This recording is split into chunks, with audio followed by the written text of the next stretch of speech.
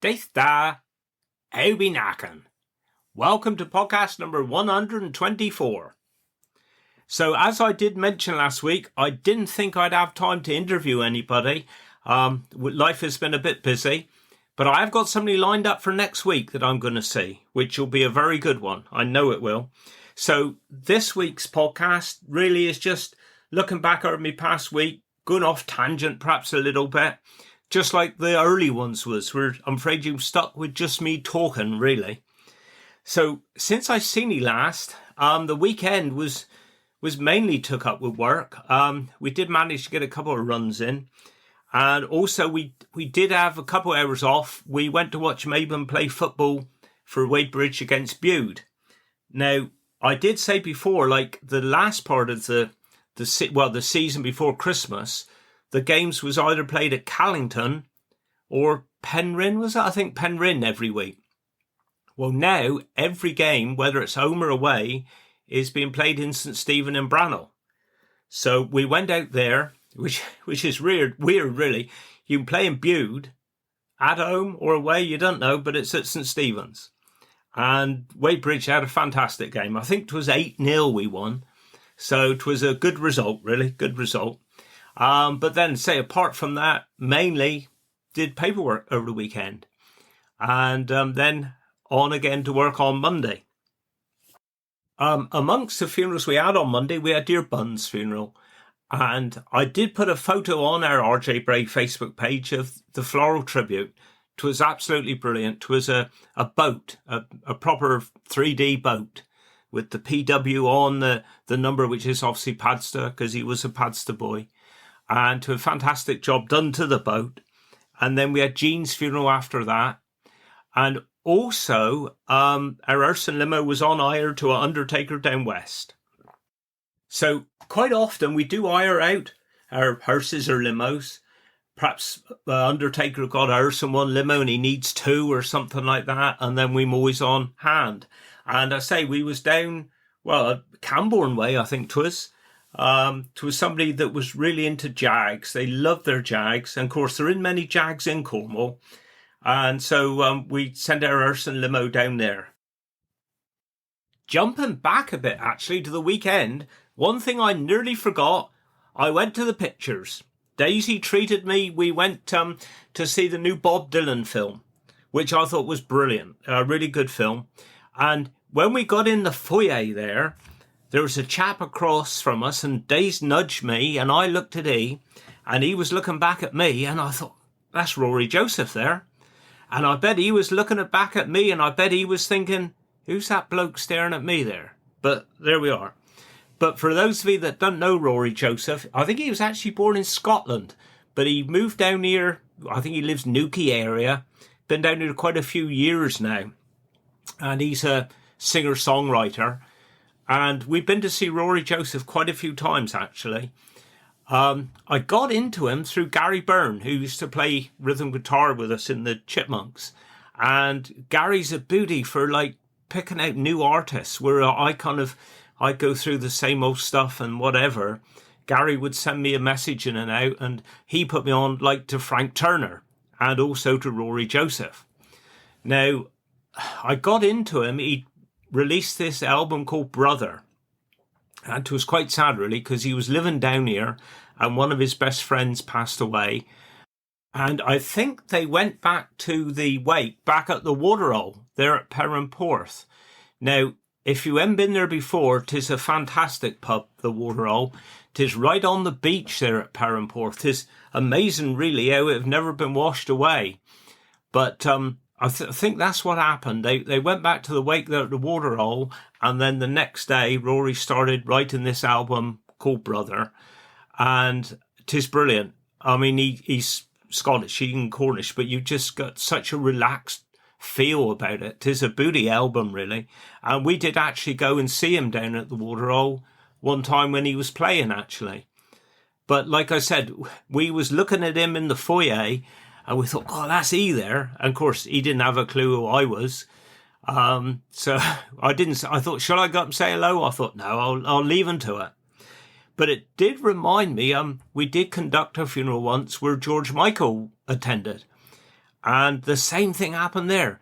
George Michael pretended he didn't know who I was, so I pretended I didn't know who he was. So there we are. How about that? But I must admit, it was a booty film. We'd done a few Bob Dylan songs ourselves in the past. When we was in the Chipmunks, we did Blowin' in the Wind. And then when my mother and father had their, would it have been 40th wedding anniversary? I can't remember now. My brother-in-law at the time, John Hooper, who used to be the drummer in Federation, he was also very good on the keyboards. So he was on the keyboards and I was on the guitar and I was singing, and we did Tambourine Man, which was good. And I did try once like a Rolling Stone, but I never did that live because I couldn't remember all the blooming lyrics. But yeah, if you haven't seen it, 'tis well worth going to see. So you may have seen on our Facebook and website that on Tuesday we did have a funeral for Doris, who was 100 years old. And 'tis fantastic to be that age and to have a church full of people.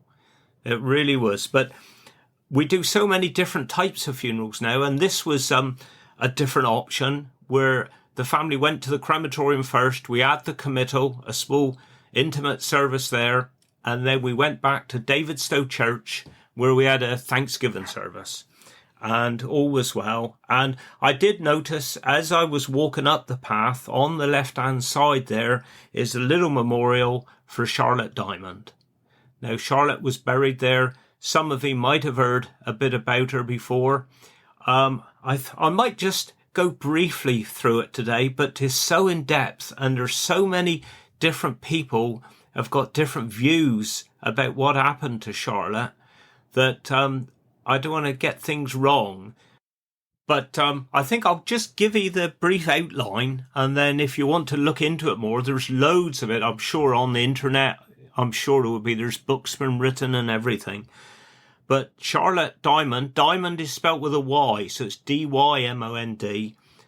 They reckon she was a pretty maid. She was only 18 years old, and she was a domestic servant. And she worked and lived on Penale Farm there, Davidstow. And she worked for an elderly widow. And there were other living servants. There was a Matthew Weeks and a John Stevens. And also there was a Thomas Prout on the scene as well. Now, they reckon that Charlotte and Matthew, they actually did start seeing each other, which some people did think was a bit of a strange combination because she was a pretty maid, whereas he was a short chap. He had a real bad limp, and also when he opened his mouth, you could see he did have a lot of teeth missing. But they did say that he had come into a bit of inheritance, and I think he used to dress quite well because he did have a little bit of money. But he wasn't the only one that had eyes for Charlotte, and of course this Thomas Prout did as well.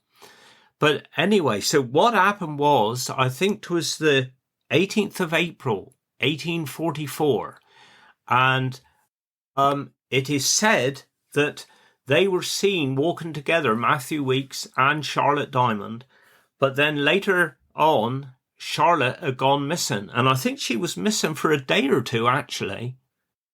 And as the days went on, they did a few investigations, and then a few people went out looking for her, and sadly she was found by a stream on the edge of the moor, looking up to Router. You could see Router in the background, and her throat had been slashed from ear to ear. And what happened then, obviously, the prime suspect was Matthew Weeks. So he was found and he was arrested, and then he was tried at Bodmin Assize Court, and he pleaded not guilty. But he was found guilty by the jury, I think, in just over an hour. So then he was sentenced to death by hanging.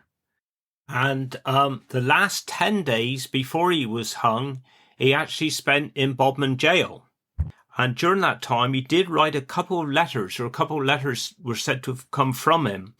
Now, he couldn't read or write himself, so they reckon that perhaps he dictated them. But when reading back the letters, they say now it leaves more questions than answers. because the way that it was written on the paper is not how a farm labourer would have spoken. It was more, advanced English sort of thing. On the day of his execution, they reckon there was 20,000 people there at Bodmin Jail that had come to see it. So, although many do believe that all the evidence was pretty much clear-cut, that Weeks had actually done it, I think he had torn clothing, mud on his clothes they found from, the day that he'd been out and everything. Some others think that did Charlotte kill herself? Others was thinking that she had another suitor that was wanting to marry her, and was he jealous? I don't know. I mean, there was also the belief that the confession was fabricated and twin actually said by Matthew. But there was no other suspects have ever been linked, and Weeks was convicted, by circumstantial evidence, really. And as I said, on 12 noon on the 12th of August, he was executed. And I think they said that he was buried in the prison's coal yard. Now, the locals at the time, they was convinced. And if you ever go up to Router, you go in the car park, go down over the bridge and turn right, I think it is. I'm in there for a year or two now. You do see this lovely monument there, which is the spot where Charlotte was found. And the public, I think they got together and put this monument there. And it says on there, this monument is erected by public subscription in memory of Charlotte Dymond, who was murdered here by Matthew Weeks on Sunday, April 14th, 1844. Now, if I'm right, she was buried in an unmarked grave in Davidstow churchyard. But like I say, they have since put a little monument there to mark the place. But like I say, that's just a brief history of what happened or what could have happened. But I'm sure you could delve into it if you want to find out more of the facts of what the tragic murder of Charlotte Dymond. On Wednesday, we had dear Roma's funeral in the morning, and then in the afternoon Yvonne's. We was out St Izzy Church. Now, if you've never been in there before, St Izzy Church and St Petrock Minor Church, Little Petherick, very much the same inside. The way they're decorated, very ornate, beautifully done, really is. And then we had the burial in St Izzy Free Church Cemetery, which is a cemetery we don't go to much. I think it came under the Methodist wing initially, I would say, because there used to be the Methodist Church at Nance, which is gone now. But you walk down from the church past the school, and you're going down the hill, and you pass the churchyard there on the left-hand side, and a bit further down, there's the cemetery where we had the burial. And I'll tell you what, 'tis handsome. You go in there, 'tis so peaceful. There's no cars or nothing. The birds are singing. 'Tis a fantastic, peaceful setting. It really is. Also, Wednesday was Daisy's birthday. So happy birthday, Daisy. She had the day off work, so I didn't see her. Well, I did. She did pop in briefly. And then I had a bit of a rush in the evening. Went to see Mother, got home, quick tea, and then down the road, only 100 yards, to Egglesale Church. Because we had, I'll get this right now, the institution, induction and installation of Reverend Juliet Williams, known to us all as Jules. And dear of her, she's our new vicar for Wadebridge. So that's the three churches, which is St Petros at Egglesale, St Breock Church and St Conan's Church at Washaway. So church was full. It really was. And it was lovely to see so many people there. You do get the chance to go up. They quite often they'll ask you up. A few people say, "Would you like to welcome somebody?" And this was a bit more relaxed this time because they didn't actually have a list. It was just anybody that wanted to go up, they could. And I thought, wow, I don't want to go up. People have seen enough of me in the past. But me met Sarah Bennett, bell ringer. She was there and she said, "Come on, Bray." She said, "I'm going up, you're going up." So I did go up and just welcome Jules to the town. And I think she'll be a real asset to the town. I really do. Young maid, younger than me. Well, I say younger than me. I'm getting to the stage where everybody's younger than me now. But I think she's only in her early 40s. And I think she'll be really good for the town. So welcome, Jules. Welcome to Wadebridge.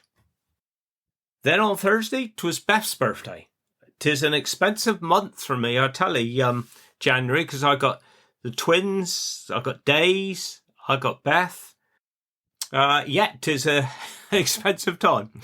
But we did have dear Val's funeral. Now, Val's somebody I've known all my life. I knew her boys because they're the same age as me. And we had a lovely little private service for Val. I haven't seen her for a long time, to be honest. And then Joyce's in the afternoon as well. So that was a lovely service too, really was. And then today, you might have seen on our Facebook and website page, one of my old school teachers, Beth Warren. And Beth taught at the boys' school. I was trying to think back. I'm sure Bob Simpson, Bob was there today. I think he's the only one of the staff still going now. Bob was there first year. Second year, sure, was Mrs. Barnes. And then 'twas Mrs. Warren, Beth Warren, year 3. Arthur Harrison, year 4. Nick Campbellock was the headmaster. Mrs. Kingdom was in the office as secretary. And 'twas a lovely little school. I could well have mentioned it actually in one of the early podcasts. You go up West Hill there, and 'tis on the left-hand side.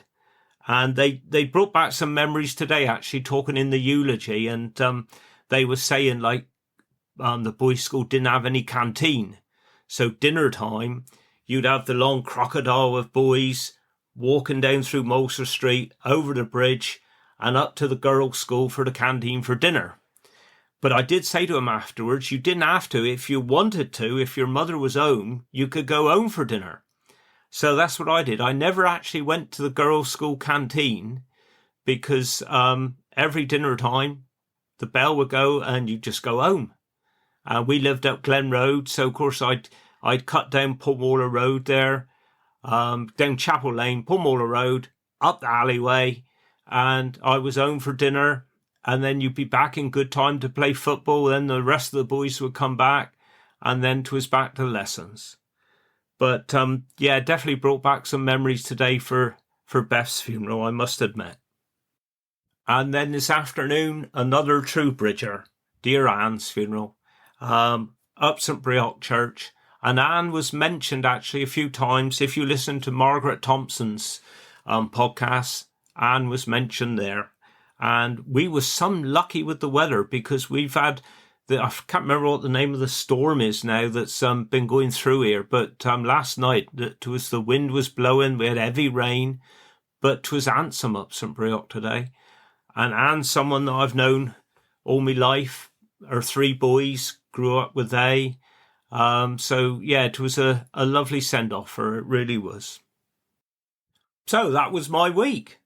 Apart from that, just tons of paperwork.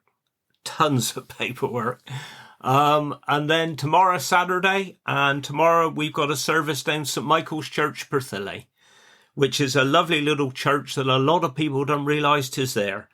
Because you go down the hill, turning right, and a lot of I nearly said Emmetson, but a lot of the visitors, when they turn in there, the first thing they do is turn around and go out again because they think, we've took a wrong turn and we're in a farmyard, which you are. But then the other side of the farmyard is one of the most beautiful little churches you've seen.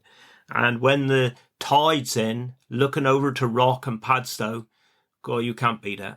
If the tide's in tomorrow, if I remember, I'll try and take a photo tomorrow. Right, so there we go. So I think I'll wrap it up now. You've heard enough of me this week. For me Cornish word of the week, I think I'll do the Cornish for Brown Willie, because I've been talking about Router with poor old Charlotte Dymond, and Router and Brown Willie are the 2 highest points there in Cornwall, and Brown Willie is actually the highest point. And they both stand there side by side. 'Tis a magnificent sight, really, side by side there. But I thought what I would do is the Cornish word for Brown Willie, which is a funny word, really, funny couple of words, but it's Bronwenilly. And they think that's where Brown Willie came from, and that's Cornish for Hill of Shadows. Hill of Shadows. And then my Cornish dialect of the week, I don't know, I was thinking about this. Jack Steer come into my mind. Now, Jack was a local character a lot of you would remember in Roundway Bridge, and he come out with some booty sayings. Most of them I couldn't say on air. In fact, this one I'm going to have to tame down a little bit just for the podcast police. But Jack come out with some booty sayings, he really did. So I'm going to modify this one a little bit. You might see where I've modified it. But if somebody in very useful kind of thing, if they're no good for anything kind of thing, this is the saying you would say. You'd say, guys, as useful as teats on a boar pig. As useful as teats on a boar pig. Which isn't very useful at all. So I have kind of modified that a little bit, but I expect you know what I mean. Right, well, I'm going to leave you there now. I'll say I've got a busy weekend. I think it'll be mainly funeral tomorrow, maybe a quick run, and then Mabon's playing out St. Stephen's tomorrow, which I'm hoping to get out there sometime. I want to take Mother out there, actually, because my godparents, Roy and Mavis, they live out St. Stephen's, and I thought, well, if I go and watch Mabon play football, I'll pop over and do a podcast with a pair, because I think that would be quite interesting, really. Roy, he was a Roach boy, if I'm right, and Mavis was Rutherham Bridge. So to be a nice mixture to get the pair of they. Yeah, but then I'll say it's got a lot of paperwork, I think, on Sunday, and then back to it again on Monday. But anyway, I'm going to leave you now. Sorry I've been going on so long, but wish you well. Do Ganas, Carnobus Fecan.